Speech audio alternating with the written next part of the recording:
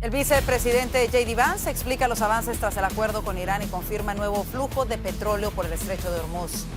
Y el DHS identifica presunto líder del complot contra la Casa Blanca como inmigrante indocumentado. Además, Claudia Sheinbaum rechaza las declaraciones del presidente Trump sobre cómo los cárteles gobiernan a México. Los detalles de esto y más en Voz News, que comienza ahora.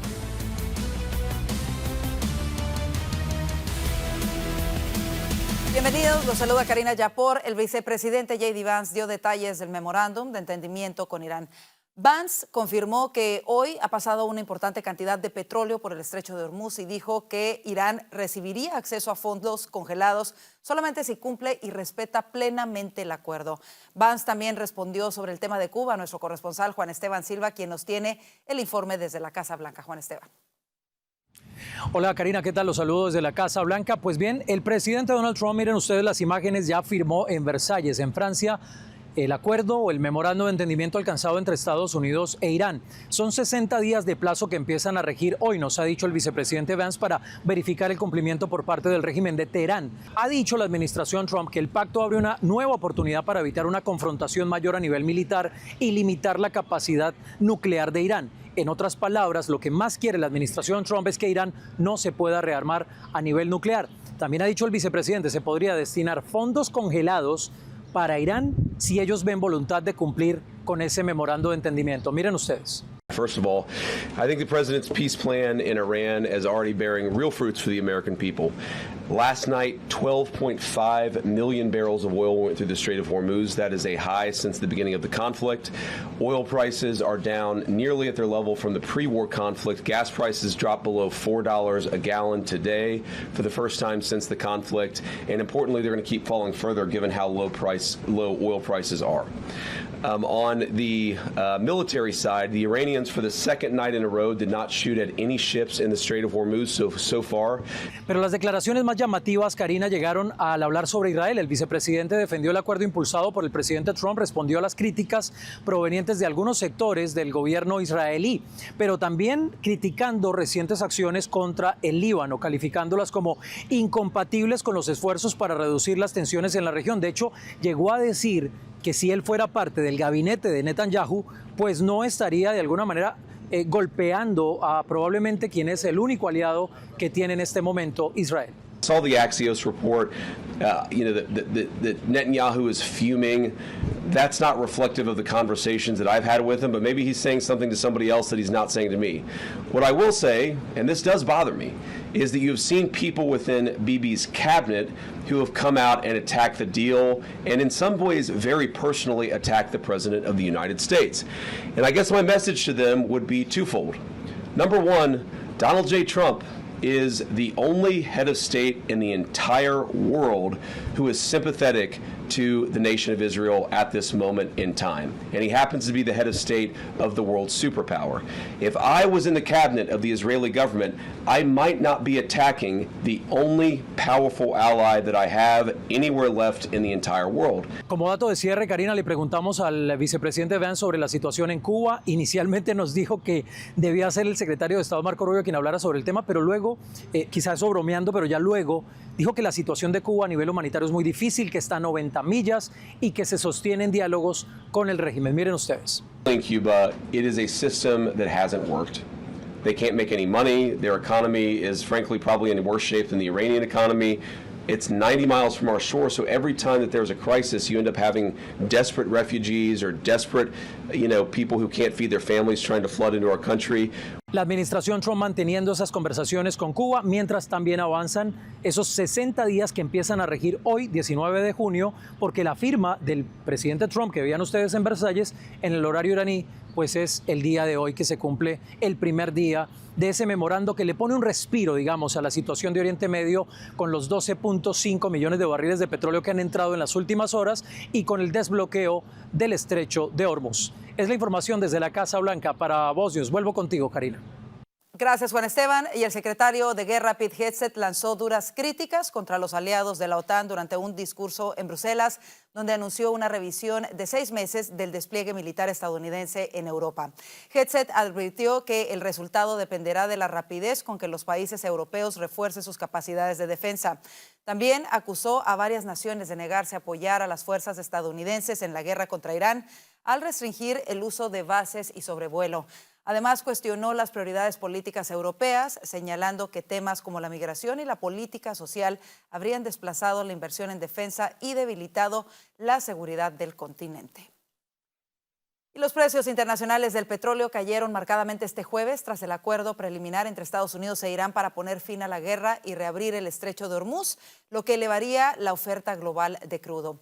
A primeras horas de la mañana, el West Texas Intermediate caía 3.4% hasta los $74.18 por barril, mientras que el Brent retrocedía 3.02% y se ubicaba en $77.15 por barril.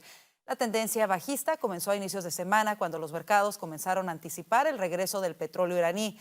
Aunque los precios siguen por encima de los $70 previos al conflicto, quedaron lejos de los más de $100 registrados en las semanas de mayor tensión. Por su parte, el precio promedio de la gasolina a nivel nacional cayó en el país a $3.99 por galón, esto según la agencia AAA, marcando su nivel más bajo desde marzo y ofreciendo un respiro a los conductores al ubicarse por debajo de los $4 por primera vez en meses. Sin embargo, los costos siguen variando ampliamente según el estado, con diferencias significativas entre regiones del país. Y el Parlamento Europeo aprobó este jueves una resolución histórica que condena la represión del régimen cubano y pide sanciones individuales contra Miguel Díaz-Canel, además de solicitar la suspensión del acuerdo bilateral vigente con La Habana desde 2016. El texto fue adoptado con 283 votos a favor, 199 en contra y 85 abstenciones en el pronunciamiento más contundente del Parlamento sobre Cuba en décadas. Los eurodiputados advirtieron que la isla está a punto de convertirse en un estado fallido y señalan que el 89% de las familias vive en pobreza extrema, una crisis que atribuyen al propio modelo político. La resolución también reclama sanciones contra los líderes de Gaesa y llega 2 semanas después de que Estados Unidos sancionara directamente a Díaz-Canel bajo la orden ejecutiva 14.404. ¿Qué le parece esta declaración por parte de la Unión Europea? Háganos llegar sus comentarios a través de nuestro canal de YouTube, @VozMedia, ya que está ahí. Suscríbase y active las notificaciones y comparta nuestro contenido. Recuerde que su apoyo nos ayuda a seguir creciendo. Vamos con más información. La victoria de Janice Louis George en las primarias demócratas para la alcaldía de Washington, D.C. marca un nuevo triunfo de candidatos de extrema izquierda dentro del Partido Demócrata. Vanessa Vallejo nos tiene un resumen de sus propuestas y los enfrentamientos que se asoman con la administración Trump. Vanessa. El triunfo en las primarias demócratas para la alcaldía en D.C. se lo ha llevado una candidata que ya es comparada con Zohran Mamdani. Muchos la han catalogado como la Zohran Mamdani de Washington, D.C. Esto por sus políticas de extrema izquierda que, por supuesto, presentan una pregunta para el futuro de un partido demócrata que cada vez ve cómo los candidatos de extrema izquierda son los que triunfan en sus primarias, pero también presenta un escenario un poco complicado para esa relación entre quien probablemente se convertirá en la próxima alcalde de D.C. y el presidente Donald Trump. La victoria de Janice Louis George en las primarias demócratas para la alcaldía de Washington, D.C. marca un nuevo avance del ala socialista dentro del Partido Demócrata y prepara el escenario para un choque directo con el presidente Donald Trump. Su ascenso ocurre en un momento en el que Trump ha intensificado sus críticas a la gestión de la capital del país y ha sugerido que el gobierno federal podría asumir un papel más activo en su administración si continúan los problemas. Louis George, por el contrario, ha defendido una visión de gobierno izquierdista y ha rechazado las propuestas de intervención federal, perfilándose como una de las principales voces de oposición a la agenda de la Casa Blanca en Washington. Veamos al presidente Trump hablando de cómo él abordaría el escenario en el que Janice Louis eventualmente ganara la alcaldía de D.C., que es lo más probable. Well, I wouldn't like it, and maybe we'd take back Washington, run it on the federal basis. We won't put up with it. we're not going to lose our businesses. By the way, Washington now is a safe, beautiful place. Pues en un post de X, la posible nueva alcalde de D.C. respondió a las declaraciones del presidente así: amenazar a D.C. porque no le gusta cómo votan nuestros residentes es un ataque a la democracia misma. La gente de D.C. elige a su alcalde y quiere a alguien que se plante frente a Trump. Entre las propuestas más controvertidas están los esfuerzos para reformar radicalmente las normas de zonificación de la ciudad, expandir los subsidios de vivienda, aumentar el gasto público en programas sociales y ampliar la participación del gobierno local en la regulación del mercado inmobiliario. Sus críticos sostienen que estas políticas podrían encarecer aún más el costo de vida y profundizar los problemas económicos que enfrentan los residentes de la capital. La elección, como decíamos, también representa una prueba para el rumbo del Partido Demócrata. Mientras figuras moderadas han perdido terreno en varias ciudades importantes, candidatos identificados con el ala más extrema continúan ganando las elecciones. Pues con este nuevo triunfo del ala más radical del Partido Demócrata, D.C. podría convertirse en uno de los principales centros de batalla política en el país, con una complicada relación entre el presidente Donald Trump y esta nueva candidata de extrema izquierda del Partido Demócrata. Y el Departamento de Seguridad Nacional confirmó que Abraham Álvarez, señalado como el presunto cabecilla del complot para atacar el evento de la UFC en la Casa Blanca. Se trata de un inmigrante mexicano indocumentado que permaneció en Estados Unidos tras vencer su visa. Álvarez llegó al país siendo niño, obtuvo protección bajo DACA en 2014. 5 co-conspiradores fueron arrestados este mes por planear el uso de drones con explosivos para provocar una evacuación y permitir que francotiradores abrieran fuego contra la multitud. Investigadores federales aseguran que Álvarez dirigió la operación, aunque los registros judiciales no detallan su estatus migratorio actual. Y el Departamento de Estado anunció hoy un aumento en las recompensas para capturar a 2 de los líderes más buscados de la MS-13. Estados Unidos ofrece hasta $10 millones por información que lleve al arresto de Julian Adonai Archaga Carías, alias Porky, y hasta 5 millones por datos que permitan detener a Víctor Eduardo Morales Zelaya, alias Cuervo. Ambos son considerados los máximos jefes de la pandilla en Honduras y responsables de delitos como narcotráfico, lavado de dinero, asesinatos y secuestros, además de la importación de cocaína a los Estados Unidos. Archaga Carías figura entre los 10 fugitivos más buscados del FBI. En Voz consideramos a nuestra audiencia como parte de una gran familia y de un movimiento por los valores conservadores de la fe, la familia y la libertad. Voz nació y sigue creciendo como un medio independiente que forma, representa y defiende estos valores para la comunidad hispana en Estados Unidos.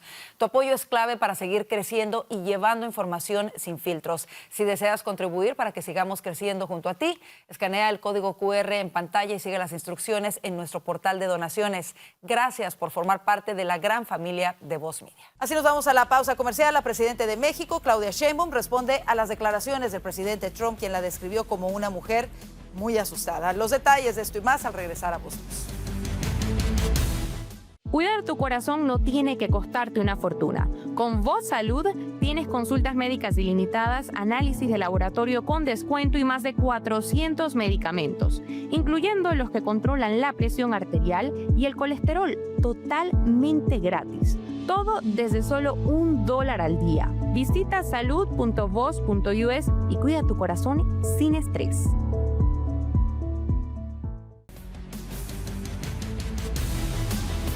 Tras las duras declaraciones del presidente Donald Trump durante la cumbre del G7 sobre México, se volvió a tensar la relación entre ambos países. La presidenta Claudia Sheinbaum rechazó las afirmaciones del mandatario estadounidense y defendió la fortaleza de las instituciones nacionales. Alejandro Roldán, desde Ciudad de México, nos tiene las reacciones. Alejandro. Karina, te saludo con gusto y tras los señalamientos del presidente de los Estados Unidos, Donald Trump, en la cumbre del G7 en Francia, donde destacó que su estrategia marítima ha permitido reducir en un 97% el tráfico de estupefacientes, el mandatario estadounidense aseguró ante los líderes del bloque que los cárteles ejercen un fuerte control en México y afirmó que la presidenta Claudia Sheinbaum se encuentra bajo presión. Ante estas afirmaciones, la jefa del Ejecutivo Federal fijó su postura. Yo he dicho que el presidente Trump tiene su manera de comunicar, no hay que engancharse en cada declaración. Pero el pueblo de México sabe que estamos trabajando, que es lo que a mí me importa. En respuesta a los comentarios del presidente Trump sobre una supuesta pérdida de control por parte de las instituciones nacionales, Sheinbaum sostuvo que el presidente estadounidense no cuenta con información precisa. Subrayó que el Estado mexicano mantiene su fortaleza y operatividad y reveló que esa posición ha sido expresada tanto al propio Trump como al secretario de Seguridad de los Estados Unidos. Una vez que le dije, presidente, el pueblo de México es muy valiente, y es un pueblo extraordinario y defiende su soberanía. Por su parte, el coordinador de Morena en la Cámara de Diputados, Ricardo Monreal, descalificó los comentarios del mandatario estadounidense al considerarlos distantes de la realidad nacional. Además, respaldó la actuación de la presidenta y defendió la estrategia implementada por su administración. Ha sido prudente y ha sido sensata frente a las reiteradas expresiones de hostilidad verbal del presidente de los Estados Unidos, Donald Trump, a lo largo de casi 2 años de gestión. En tanto, el vicepresidente de los Estados Unidos, J.D. Vance, declaró en una entrevista que su gobierno mantiene la facultad de evaluar eventuales medidas de carácter militar en territorio mexicano si considera necesario garantizar la seguridad de sus ciudadanos. No obstante, aclaró que no se busca llegar a ese escenario y que cualquier acción de esa naturaleza tendría que contemplar la coordinación con las autoridades mexicanas. El almirante secretario fue recientemente a Estados Unidos a reunirse con la Guardia Costera y con otras instituciones del gobierno de Estados Unidos. Y reconocen el trabajo que se hace. Esta es la información desde la Ciudad de México para Voz News, Alejandro Roltán. Y recientemente se dio a conocer la detención del activista e influencer colombiano cercano al petrismo, Franklin Humberto Coral Garrido, conocido como Beto Coral, por parte del Servicio de Inmigración y Control de Aduanas de los Estados Unidos, ICE, hecho que fue condenado por el presidente de Colombia, Gustavo Petro. El Departamento de Seguridad Nacional dio a conocer que Beto Coral ingresó al país en diciembre de 2015 con una visa B1-B2, la cual le permitía permanecer legalmente en territorio estadounidense durante un periodo de 6 meses. Sin embargo, permaneció en el país durante aproximadamente 10 años después del vencimiento de ese permiso. Ante esto, el presidente Gustavo Petro criticó la detención y acusó al candidato Abelardo de la Espriella de estar detrás de ello. Y estamos a pocos días de las elecciones en Colombia y la polarización en ese país aumenta cada día. Incluso el presidente Petro se ha involucrado públicamente en el proceso electoral. Para hablar de este importante tema, hoy nos acompaña Roberto Macedonio, periodista de NTN 24. Roberto, bienvenido a Voz News. Gracias por estar con nosotros. Es un placer. El placer es mío, Karina. Muy buenas tardes. Roberto, el domingo se celebran las elecciones en Colombia. Por un lado, el candidato de izquierda, Iván Cepeda, ha realizado diversas denuncias contra su rival, Abelardo de la Espriella, y por el otro, el presidente de izquierda, Gustavo Petro, ha dedicado parte de sus discursos en los medios en contra de la Espriella. ¿Cómo se está llevando a cabo esta campaña en Colombia y si crees que se está violando la ley electoral del país con los discursos del presidente?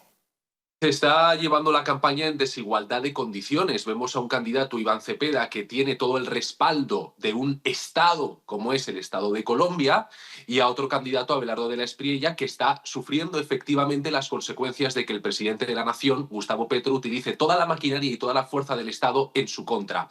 La cuestión aquí es que eso es ilegal. El presidente de la República no puede hacer campaña política por ningún candidato, y en este caso Gustavo Petro está violando el Código Electoral una y otra vez, no lo digo yo, lo han dicho instituciones sólidas como la Registraduría Nacional Colombiana, que ha expresado su preocupación, también la Defensora del Pueblo de Colombia. Son instituciones que han expresado su preocupación por el hecho de que Gustavo Petro de forma sistemática viole las reglas en un ejercicio absolutamente antidemocrático para favorecer a un candidato, en este caso el oficialista de extrema izquierda, Iván Cepeda. Algo que definitivamente llama muchísimo la atención. De hecho, quiero que escuchemos algunas de las declaraciones del presidente Petro. Y entonces yo no me dejo censurar, porque estoy denunciando delitos y la Constitución me protege, porque es un derecho fundamental. La honra, la persona, y es una obligación constitucional que si ves un delito se denuncie. Y yo estoy viendo delitos y los estoy denunciando, porque los acusan de compra de votos. ¿Cuál compra? El progresismo jamás ha comprado un voto en Colombia. Sean brutos. Los agentes de la CIA y el FBI que ayudan a estos despropósitos. Es interesante cómo cita la Constitución, que por una parte él dice le da este derecho y por otra parte le estaría violando en su posición como presidente, involucrándose en la campaña electoral. ¿Crees que el presidente Petro va a aceptar los resultados en caso de que su candidato pierda las elecciones? Creo que no tiene otra opción. No tiene otra opción más allá que reconocerlos, porque él sabe que si no lo hace estaría incurriendo en un delito mucho más grave y no solo sería perseguido judicialmente en Colombia, sino también por parte de Estados Unidos. Lo que me dicen mis fuentes, Karina, aquí en Washington, es que todo está preparado para que en el momento en que Gustavo Petro no reconozca los resultados electorales, se active un indictment desde el Departamento de Justicia y lleguen nuevas sanciones. Él ya está sancionado. Hay que recordar que es un presidente que está incluido en la lista OFAC, una lista donde están los mayores criminales, los mayores narcotraficantes del mundo están en la lista OFAC. Gustavo Petro fue incluido en esa lista por Washington. Él ha intentado dar a entender que tiene una buena relación cuando vino, por ejemplo, a la Casa Blanca, pero aquella visita y aquella reunión con el presidente Trump no sirvió para que saliera de la lista OFAC. Es un presidente sancionado y si no reconoce el resultado electoral, Estados Unidos, en defensa de la democracia, tomará medidas. Bueno, hemos visto varios señalamientos, lo vimos incluso por parte del subsecretario de Estado, Christopher Landau, diciendo que iban a poner atención, que Estados Unidos estaba interesado en que no se cometiera fraude electoral y se respetara la voluntad de los colombianos. ¿Cómo crees que sería una relación con una presidencia de la Espriella con Trump y también cómo sería una presidencia potencialmente de Cepeda con la administración Trump? Sin duda alguna, la relación de una administración de la Espriella con el presidente Trump sería muy positiva porque es un candidato que está absolutamente alineado con los objetivos de Washington en este momento. ¿Cuáles son los objetivos de Washington en el hemisferio occidental? Principalmente dos: una defensa férrea de la democracia y una lucha absoluta contra el narcotráfico en la región. En eso, De la Espriella está alineado con la Casa Blanca y podrían hacer sinergias. Podríamos ver a Colombia dentro del escudo de las Américas, por ejemplo. De la Espriella ha expresado su intención de participar en esa iniciativa contra el narcotráfico. Veríamos una política común y en bloque. En cambio, en caso de que el ganador fuese Iván Cepeda, las fricciones continuarían, la relación sería muy distante, muy tensa entre Estados Unidos y Washington, como ya hemos visto que lo ha sido durante la administración de Petro. Y eso al final los que pagarían sería el pueblo colombiano a la hora de solicitar una visa para venir a Estados Unidos, a la hora de enfrentar, por ejemplo, aranceles y el impacto económico que tiene en el pueblo. Lo que debe entender el electorado es que, dependiendo de lo que voten este domingo, verán las consecuencias y las van a sufrir ellos como ciudadanos en primera persona. Por supuesto. Un caso que ha acaparado los titulares en estos días recientes es el del activista conocido como Beto Coral. Él fue detenido por las autoridades de inmigración de los Estados Unidos, quienes explicaron que ingresó de manera ilegal al país. Aún así, el presidente Petro se ha manifestado en contra e incluso ha culpado al candidato de la Espriella de estar detrás de esta detención. ¿Te parece normal esta defensa por parte de un presidente a un ciudadano que claramente estaba ilegalmente en otro país y él además culpar al candidato de derecha? A mí personalmente, es mi opinión, Karina, me parece un despropósito que el presidente Petro culpe a un candidato electoral de lo que ha ocurrido en Estados Unidos con la detención de este pseudo-influencer, activista político de extrema izquierda. ¿Qué ocurre? El único responsable de esa detención es él mismo. Cuando él decide entrar en Estados Unidos violando las reglas migratorias, se enfrenta a una detención y a una posterior deportación. Pero eso lo haga en Estados Unidos o lo haga en Rusia. Yo mismo vivo en Estados Unidos, bueno, pues he entrado legalmente a este país.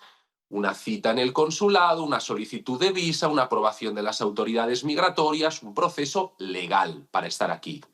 Cualquier persona que quiera vivir en otro país debe seguir las normas. Yo soy una persona que mi padre, por ejemplo, es italiano, vive en España. En España, pues cuando llegó todavía no formaba parte de la Unión Europea España, hizo un proceso, quiero decir que yo abrazo a la inmigración, creo que es necesaria. En mi casa he visto inmigrantes, yo mismo lo soy aquí, pero hay que seguir las normas y este individuo las violó, por lo tanto ahora debe enfrentar las consecuencias. Es normal que Estados Unidos proceda. El problema es que Petro culpe de eso a alguien como Abelardo de la Espriella que nada tiene que ver. Nos quedan 30 segundos. Hay preocupaciones de que pueda haber compra de votos, incluso intimidación. ¿Qué podemos esperar, en tu opinión, de las próximas elecciones en Colombia el siguiente domingo? Creo que vamos a ver una victoria de Abelardo de la Espriella, aún con compra de votos, porque creo que va a haber irregularidades en algunas mesas, pero creo que la ventaja de Abelardo de la Espriella va a ser suficientemente amplia como para ganar, incluso con compra de votos y con amenazas de grupos criminales, aparte de la población en las zonas rurales, que también va a ocurrir. Y creo, por último, y cierro con esto, que las personas que compren votos van a acabar sancionadas por los Estados Unidos y dentro de la lista OFAC. Como ya lo advirtió el subsecretario de Estado de los Estados Unidos, Roberto Macedonio, un gusto que hayas estado con nosotros para hablar de este importante tema. Gracias de verdad. El gusto es mío. Muchísimas gracias, Karina. En otras cosas, el juez que investiga a José Luis Rodríguez Zapatero por tráfico de influencias imputó a las 2 hijas y a la secretaria del expresidente del gobierno español. Así lo anunció hoy la justicia española. Alba y Laura Rodríguez Espinosa, titulares de una de las sociedades presuntamente utilizadas para canalizar comisiones ilegales pagadas a su padre, así como la secretaria Gertrudis Alcázar, fueron incluidas en la causa en calidad de investigadas, lo informó la justicia española en un comunicado. La investigación contra Zapatero se inscribe en el llamado caso Plus Ultra, que examina si el antiguo dirigente socialista favoreció a cambio de dinero el rescate público con unos 61 millones de dólares de esa pequeña compañía aérea. Zapatero declaró el miércoles ante el juzgado y negó cualquier irregularidad por su parte. Y el acceso a servicios de salud preocupa a muchas familias. Si buscas una opción sencilla y asequible de servicios de salud para ti y tu familia, con Voz Salud obtienes atención médica 24/7, cuidado urgente, salud mental y mucho más, sin complicaciones ni sorpresas en la factura. En Voz conocemos las necesidades de la comunidad hispana en Estados Unidos y por eso hemos establecido una alianza con Lassie Health para ofrecer a nuestra audiencia membresías que incluyen consultas virtuales ilimitadas, descuentos en pruebas, especialistas, procedimientos y más de 400 medicamentos gratis o con entrega a domicilio. Todo desde un plan simple y transparente que puedes cancelar cuando quieras. Visita ahora salud.voz.us o escanea el código que aparece en pantalla y encuentra el plan ideal para ti y tu familia. Tu salud en tus manos. Así nos vamos a la pausa comercial. Quédese con nosotros. Ya vienen nuestros panelistas para hablar de lo que hace titulares hoy. Si vives con diabetes tipo 2, lo último que necesitas es otra factura costosa. Con Voz Salud tienes atención médica ilimitada, laboratorios con descuento y medicamentos gratis, incluyendo insulina, para que puedas cuidar tu salud sin afectar tu bolsillo. Todo desde solo $1 al día. Visita salud.voz.us y toma el control de tu salud.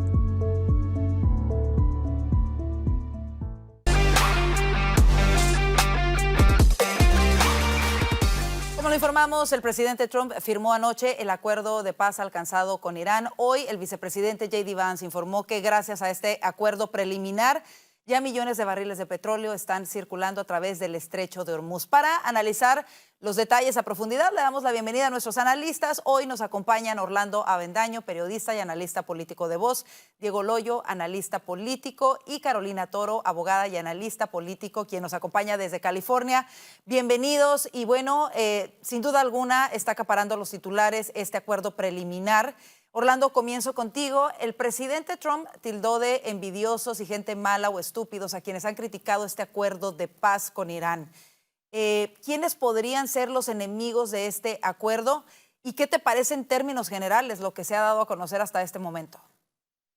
Bueno, el presidente Trump obviamente va a tratar de presentar esto como un triunfo de Estados Unidos, como si los intereses de Estados Unidos estuvieran siendo preservados y como pues si la guerra iniciada estuviera concluyendo de una manera exitosa gracias a la firma de este acuerdo. Eso es un esfuerzo natural. Hay que entender que ambas partes andan apelando a lo mismo, tratando de hablarle a su audiencia, a su entorno, a la órbita que los rodea. Y en ese sentido, pues vamos a ver este tipo de tensiones en cuanto a quién realmente gana, quién pierde en el acuerdo, etc. La verdad es que este es un acuerdo que se corresponde con la realidad de cómo se ha venido desenvolviendo el conflicto. ¿Y cuál es la realidad del conflicto? Que mientras Estados Unidos no estuviera dispuesto a enviar tropas a Irán, no era posible un cambio de régimen pleno, como quizá se hubiera planteado en un principio.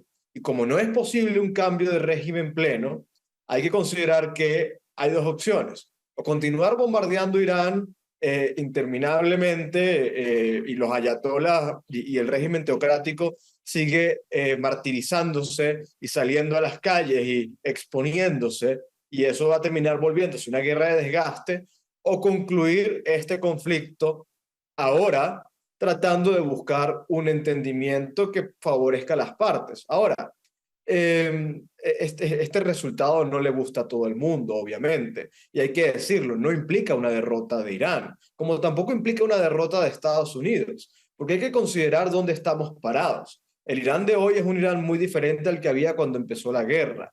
Es un Irán cuya élite política fue decapitada, todo el poderío militar fue reducido considerablemente, la naval fue prácticamente devastada, la capacidad de desarrollo de un arma nuclear también fue reducida a escombros. Ahora, todo eso se hizo con un propósito, y es alinear a Irán con los intereses de Estados Unidos, de alguna manera lograr un cambio de régimen y garantizar que jamás se desarrolle un arma nuclear en Irán. Ese propósito probablemente no se cumplió, pero probablemente, vuelvo al punto 1, sin tropas en el terreno jamás se hubiera concretado. Y esa era una línea roja. Y quizá, como tú lo mencionas, Orlando, quizá no estemos en ese punto todavía. Lo que es innegable es el progreso que ha logrado en ese sentido esta administración estadounidense. No es fácil derrotar un régimen como el de Irán, como lo hemos visto. Han pasado casi 5 décadas de este régimen tirano que nada lo ha podido detener. Quisiera ver tu perspectiva también, Carolina. ¿Qué piensas de este acuerdo, lo que se ha dado a conocer en términos generales? Pues tan sencillo como preguntarse si este acuerdo limita en efecto las capacidades de Irán y beneficia a Estados Unidos. Y la respuesta es un rotundo sí, porque con este acuerdo Trump está logrando disminuir los precios del petróleo, proteger la economía estadounidense, obtener compromisos verificables con este régimen, que como bien lo apuntaba hace un momento Orlando, pues ya tiene disminuida todas sus capacidades. Entonces sin duda no podríamos hablar de un acuerdo que esté beneficiando a Irán, sino que por el contrario dinamiza la economía incluso estadounidense y de alguna manera contiene la capacidad y contiene a este régimen para que no siga creciendo, y porque pues con este acuerdo va a haber un seguimiento y va a haber la validación de compromisos. Entonces yo sí lo veo como un acuerdo muy positivo para los intereses de Estados Unidos, y pues me imagino que en el camino se irán ajustando también las cargas y llegarán a aparecer banderas rojas. Claro, y bueno, quedan 60 días, por supuesto, en que va a haber aún más negociaciones. Sin embargo, también ha habido críticas incluso dentro del sector de los conservadores. Me llamaban la atención las declaraciones de Mike Pompeo, ex secretario de Estado, ex director de la CIA, diciendo que a él le preocupaba el saber que simple y sencillamente Irán ha demostrado ser un régimen terrorista por décadas y que él no cree que esto va a cambiar. Y hay dos cosas fundamentales de este acuerdo que él señala y que dice que le preocupan, y es el que se le permita a Irán de alguna manera tener misiles y que se le vaya a permitir accesar a fondos, así no sean fondos de dinero de los estadounidenses. Y es que dentro de este acuerdo, lo explicaba el vicepresidente J.D. Vance por la mañana, si Irán se compromete y actúa de manera correcta, entonces se le quitarían sanciones, es decir, se les daría acceso a dinero, aunque es propiedad de Irán y no de Estados Unidos, que ahora mismo no tienen acceso. Si se comportan, podrían tener acceso a ese dinero, y el ex secretario Pompeo señala que esto sería muy peligroso. Diego, ¿cómo lo ves? Mira, es que tengo que estar de acuerdo con el exsecretario Pompeo, en el sentido en que el régimen iraní ha demostrado durante casi 50 años que lo que buscan es mantenerse en el poder, eliminar a sus enemigos, ya sea Israel específicamente o Occidente, la cultura occidental en general, y sobrevivir a toda costa cualquier contraataque o cualquier acto de defensa que lleven sus enemigos. Entonces, sabemos que en la situación actual, con el estrecho de Hormuz cerrado, con la economía como está, con la falta de cooperación de muchos aliados en esta situación, probablemente a corto plazo lo que más le convenía a Estados Unidos era conseguir un acuerdo del cual no saldría feliz ninguna de las dos partes, pero que mantuviera a Irán lo suficientemente maniatada para que en el corto mediano plazo no termine siendo otra vez un enemigo o un peligro directo para Occidente. Sin embargo, si el régimen iraní continúa en Irán, si el régimen iraní trata de reconstruirse y si Dios no lo quiera, vuelven otra vez administraciones débiles a Estados Unidos a generarles mayor campo de acción al régimen iraní, los ayatolá van a tratar de reconstruir su capacidad armamentística, porque ese es el fin del régimen, tratar de eliminar a sus enemigos. Entonces, yo tengo que estar de acuerdo al fin y al cabo con el exsecretario Pompeo. No sabemos qué es lo que se está firmando. No se ha publicado oficialmente cuál es el acuerdo y es posible que haya muchas cláusulas dentro de este acuerdo que sean muy beneficiosas para Estados Unidos y para todo Occidente, pero hay que tener mucho cuidado con el régimen iraní porque ellos no son de fiar y seguramente van a tratar de reconstruir su capacidad armamentística. Claro, ahora otro de los temas, y lo tocaste, es el tema de Israel, que es clave para que se cumpla con esta frágil negociación. Irán ha dicho que si Israel viola o realiza cualquier ataque, esto sería una violación del alto al fuego. ¿Se atreverá esta administración a presionar lo suficiente para que Israel ayude a cumplir estos acuerdos? Carolina, regreso contigo. ¿Cómo lo ves? Es un poco complejo si Irán no se detiene en su lucha contra este pueblo. Si Irán no cumple, pues naturalmente Israel debe responder. En todos estos acuerdos uno al final lo que busca es detener ese gasto que es exponencial, que significa una guerra, ¿no? Y es preferible tener un acuerdo imperfecto en este momento que tenga esta guerra y que pueda llegar a sentar las bases para que haya un diálogo que definitivamente acabe el conflicto. Israel tiene que poner de su parte, pero es natural que si ellos vuelven a ser atacados, tendrían que responder y volveríamos al punto de inicio, porque pues ellos, la diferencia es que yo sí creo en la palabra, pues personalmente por lo que he visto, Israel cumple, pero son los que lo atacan históricamente, los que no acatan lo que cumplen. Entonces, pues ahí ya dependería más de Irán que cese las hostilidades con Israel que el mismo Israel. Bueno, y que ha sido, como lo sabemos históricamente, Irán quien ha estado patrocinando a sus proxies, a estos grupos terroristas, tanto como Hezbollah en el Líbano como Hamas en la Franja de Gaza. Lo que es innegable es que este conflicto también ha causado un reacomodo geopolítico. El secretario de Guerra, Pete Hegseth, lanzó duras críticas contra la OTAN y anunció que habrá una revisión de 6 meses del despliegue militar estadounidense en Europa.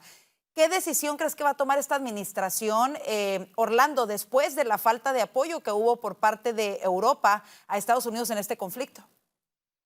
Bueno, yo creo que la OTAN y los países europeos han demostrado su inoperancia y su pues, poca altura al no acompañar a Estados Unidos en todas aquellas ofensivas que, por cierto, para Europa son fundamentales.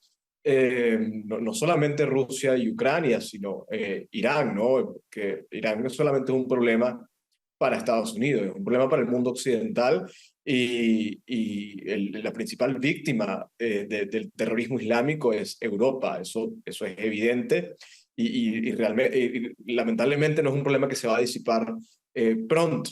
Yo creo que, mira, Estados Unidos no necesita la OTAN para nada, es un lastre.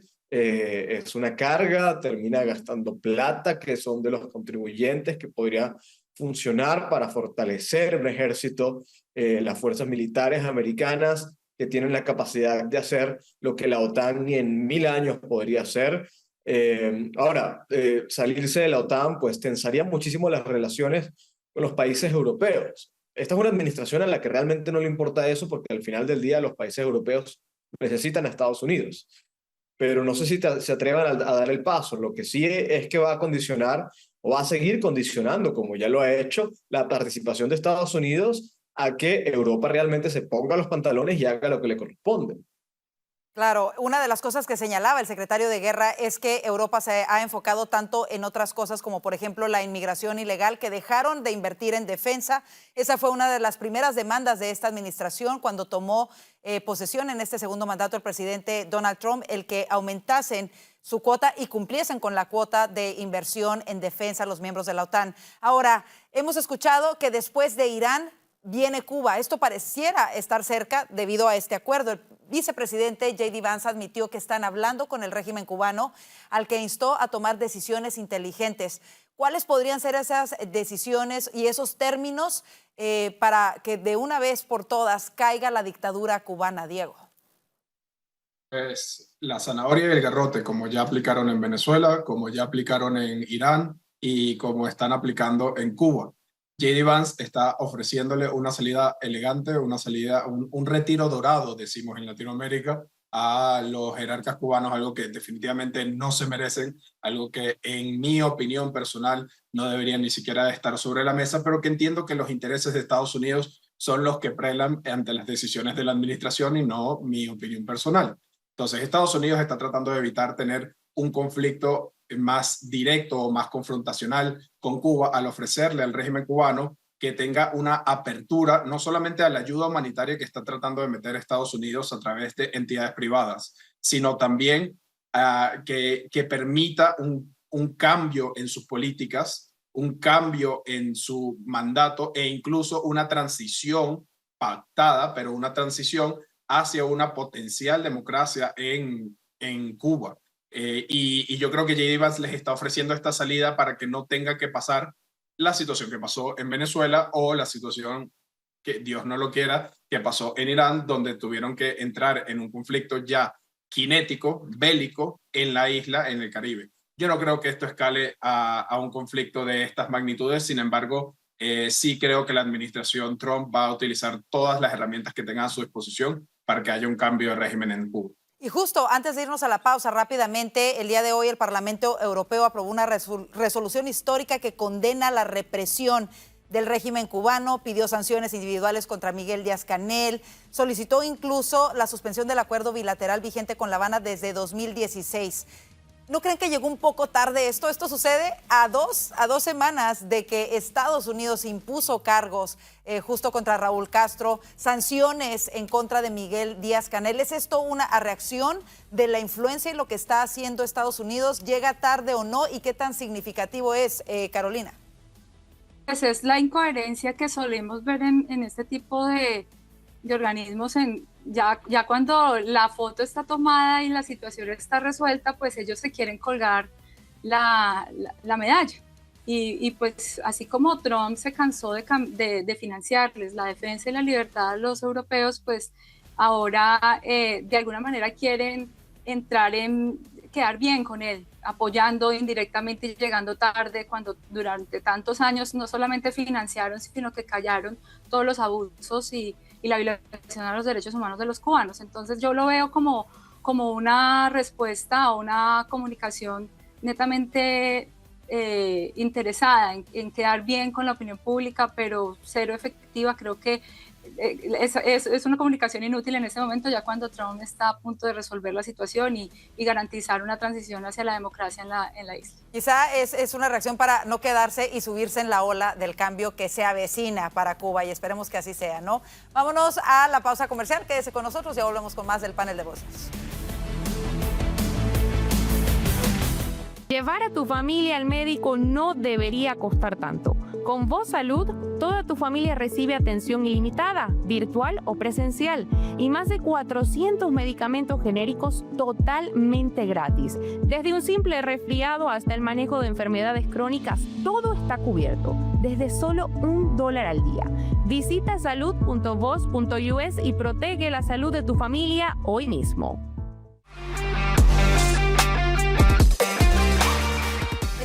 la presidenta Claudia Sheinbaum rechazó la afirmación del presidente Trump de que los cárteles gobiernan el país y evitó entrar en un choque personal. Vamos con nuestros analistas para ver lo que implica este roce que ya lleva semanas, además en el marco de las negociaciones del Tratado de Libre Comercio entre ambos países. Diego, comienzo contigo. ¿Cómo interpretas la respuesta de la presidenta Sheinbaum? ¿Crees que fueron tímidas o contundentes?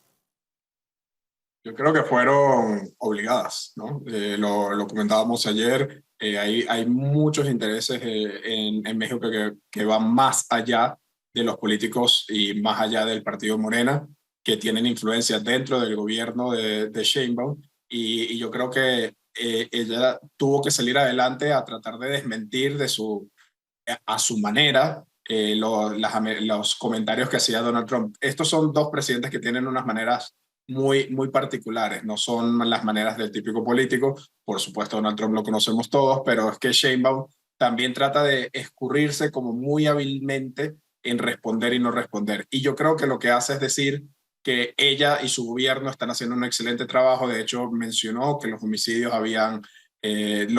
dolosos habían disminuido. Yo creo que la sensación en México, sobre todo en el norte de México, no es esa. Pero bueno, sabemos cómo trabajan este tipo de gobiernos. Entonces yo creo que Sheinbaum salió adelante rápido a tratar de desmentir, a tratar de proteger los intereses que están dentro de su gobierno, pero dudo mucho que ella tenga la capacidad de demostrar realmente en México y sobre todo en el norte de México que en efecto el narco no controla los territorios de ese país. La situación es verdaderamente difícil. Orlando, ¿cómo crees que puede manejar la administración Trump una crisis diplomática con México sin impactar los intereses de ambos países? Es decir, ahora mismo se niega el gobierno de México, por ejemplo, a ejecutar la detención con fines de extradición de algunos funcionarios y exfuncionarios. Tienen una relación comercial importantísima para ambos países, definitivamente más para México, pero también es importante para Estados Unidos. ¿Cómo puede la administración manejar esta situación? Bueno, en teoría, uno diría que una relación entre estados no es lo mismo que una relación entre gobiernos. Hay cosas que deberían cuidarse y mantenerse, que corresponde al interés nacional de ambos países, que van más allá de las tensiones que pudiera haber entre pues la Casa Blanca y Sheinbaum.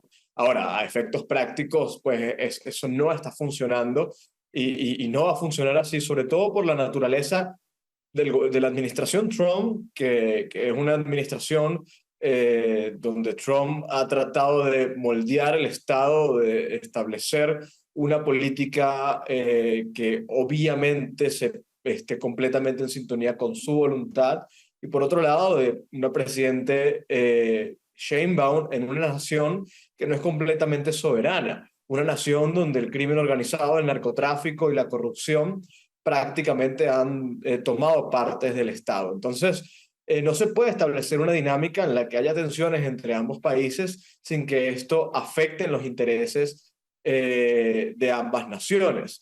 Desafortunadamente, si las cosas no van bien entre ambos gobiernos, esto va a tener un impacto negativo de ambos lados de la frontera, porque tanto Estados Unidos como México tienen un nivel de dependencia y relación económica muy estrecha entre sí. Ahora, yo creo que México es un país que tiene muchísimas menos posibilidades de darse el lujo de enfrentarse a Estados Unidos.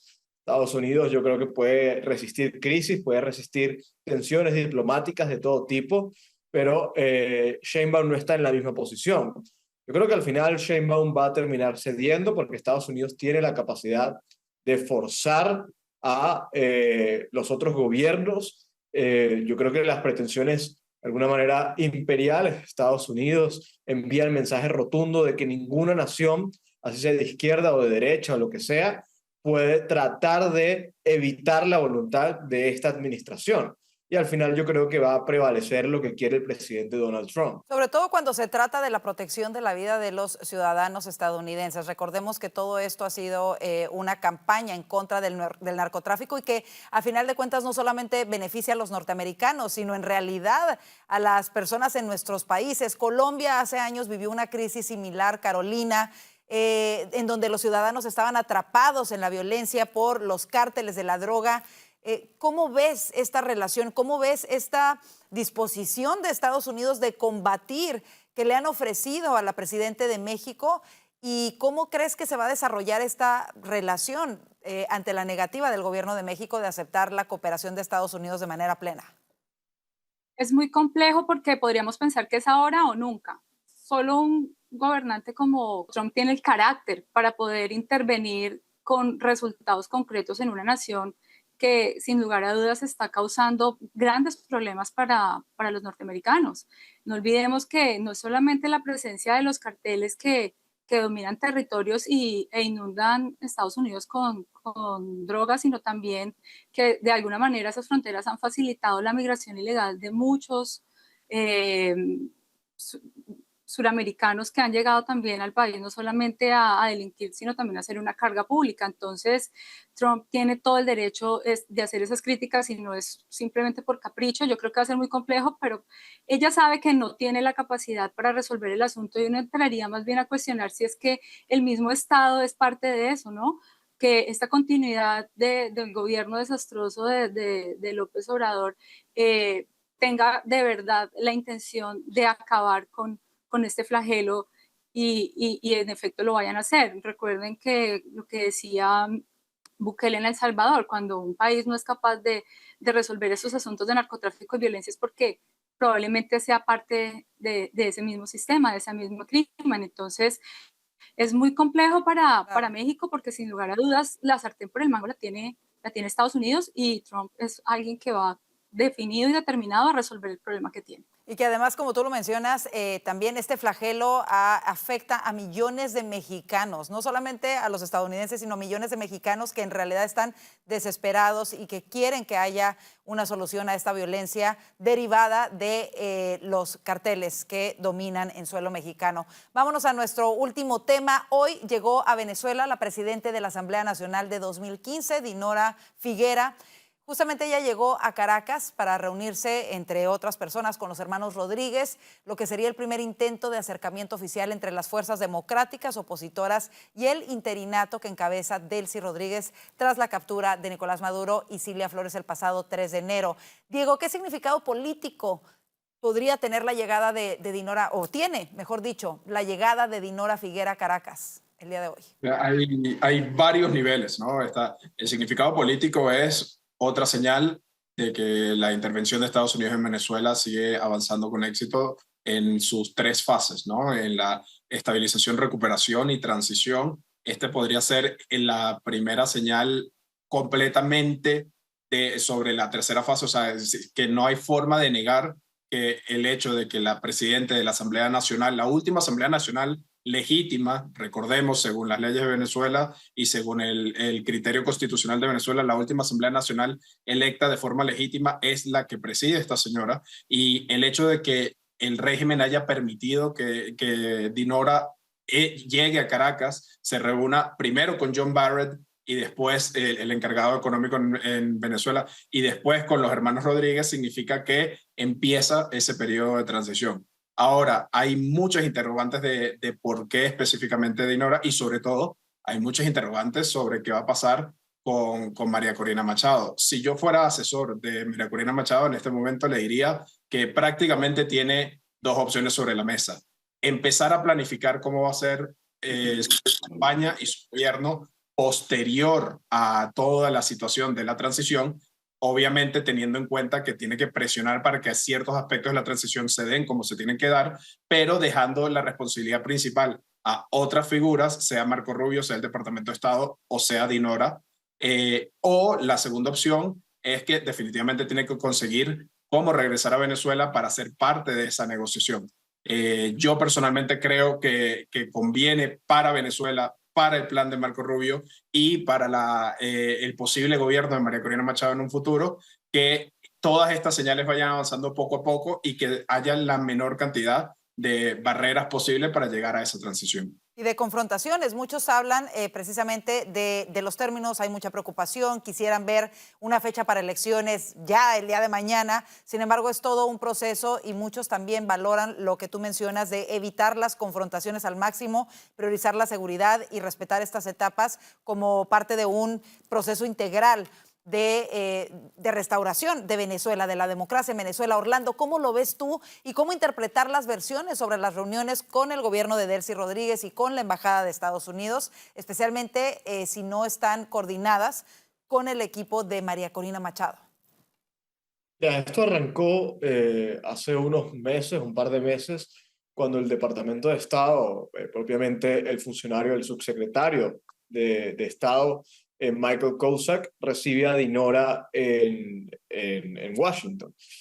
Aquí lo que se está buscando es establecer una agenda institucional que no tiene necesariamente que ver con los esfuerzos políticos que obviamente están pues, liderados por Estados Unidos. Una agenda institucional que concibe aquel organismo que el Estados Unidos reconocía como legítimo hasta que empezó el reconocimiento de Delcy Rodríguez, que es la Asamblea Opositora del 2015, y tratar de ver cómo se armoniza eso con el régimen interino de Delcy Rodríguez de cara a un proceso de reinstitucionalización. Y yo creo que esto es lo que se está planteando en estos momentos. Esto es una exploración. Hoy Dinora Figuera dejó claro que ella viaja para tener reuniones que eventualmente deberían empezar a ofrecer resultados que tienen que ver con la reinstitucionalización. Y hay que tener algo claro que además los otros episodios en la historia que ha habido de procesos similares nos enseñan. Las personas de la transición no son necesariamente las personas de la democracia. Las personas de la transición, que son aquellas que Estados Unidos está tratando de articular, son quienes están dispuestos a sacrificar capital político para llevar a cabo reuniones que son costosas, para negociar con personas que pudieran hacer mucho daño a figuras políticas que tienen que preservarse para la democracia, etc. Entonces, con esto quiero decir es que no todo el mundo tiene que estar en todos lados al mismo tiempo, y aunque nos gustaría ver a una figura pues como María Corina Machado encabezando esto desde el día 1, hay que considerar que pues, los planes de Estados Unidos conciben un proceso donde hay que cuidar muchísimo la sensibilidad de las 3 fases establecidas para evitar un colapso, que es lo que quiere Estados Unidos, la apuesta a la estabilidad. Ahora, hay que decir varias cosas. Uno, el país cambió y cambió para siempre, pero lo otro es que María Corina y el liderazgo de María Corina es inevitable, porque eventualmente la soberanía popular va a tener que reflejarse para que la transición también avance. Y la soberanía popular se corresponde con el mandato y la legitimidad de María Corina Machado. Bueno, y eso fue lo que se demostró en el último proceso electoral, aunque no se respetaron los resultados, eso fue lo que demostró el pueblo de Venezuela precisamente. Terminamos este tema contigo, Carolina. ¿Cómo lo ves y qué impacto crees que pueden tener estos movimientos en las negociaciones dentro de la oposición y en el llamado Acuerdo de Panamá? Es que me parece muy interesante que se haya elegido esta figura porque es más institucional que confrontativa, como bien lo apuntabas. Yo creo que va a servir va a ser mucho más útil para poder establecer negociaciones entre los actores internos, y esto va a evitar que surjan nuevas confrontaciones y ayude a construir acuerdos, que es lo más importante, porque así haya una oposición muy fuerte, y lo vimos en los resultados de las últimas elecciones. De todas maneras existe una gran cantidad de gente que apoya el régimen hoy en día. Entonces, una persona como ella, que va a ser simplemente una figura de transición, que no solamente va a poder unir y servir de puente entre Washington y todos los sectores venezolanos, podría impulsar válidamente y de forma eficaz la designación de nuevas autoridades electorales y facilitarle esa ruta de transición a la democracia al país entero. Entonces, me parece muy valioso y me parece una elección muy acertada, y creo que la figura de María Corina al final va a terminar brillando, y creería yo y auguro que podría estar siendo muy beneficioso para los venezolanos que en este momento no participe directamente en esta transición, sino que, como bien lo dice Orlando, termine siendo el resultado pretendido, que ojalá sea esa elección como mandataria luego de que se terminen todas estas negociaciones. Ojalá se logre restablecer la democracia por completo en Venezuela. Y bueno, seguiremos paso a paso este proceso, como siempre. Gracias por estar con nosotros para discutir estos temas tan importantes. Gracias, Carolina Toro, Diego Loyo y Orlando Avendaño, por estar en el panel del día de hoy. Por supuesto, gracias a usted por su sintonía. Antes de despedirnos, tómese un minuto, vaya a nuestro canal de YouTube, @VozMedia. Suscríbase, active las notificaciones y déjenos sus comentarios, por favor. Que tenga una excelente noche. Si Dios lo permite, le esperamos mañana. Bendiciones.